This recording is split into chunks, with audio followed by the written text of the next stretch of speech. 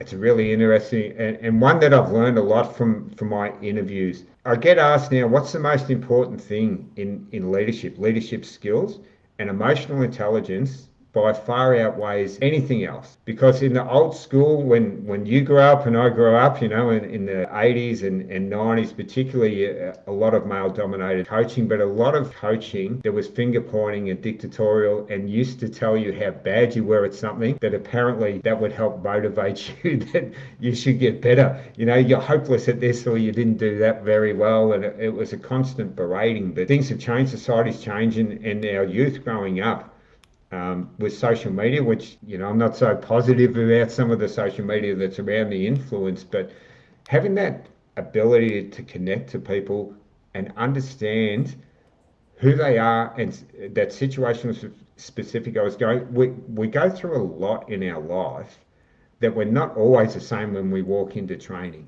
or whatever we're doing. So women have got this really great intuition that something's not quite right.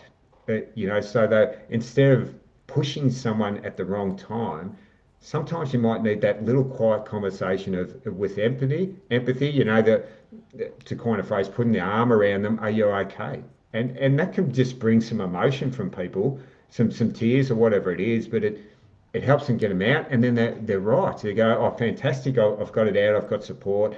So I think really, apart from the skills of understanding games and plays and moves and things like that, women are really probably better at building connection, building the relationship, and understanding that emotional intelligence content when when to pull different strings and how. So that's what I've really felt. And I've been blessed to work with amazing leaders. Dee's a great example of that. Carol's another fantastic leader, but they really have that intuition of knowing when to pump the brakes and when to put the foot on the accelerator sometimes and push. So I think that's where we can learn, male leaders, that our emotional intelligence is something that we need to grow and improve and understand.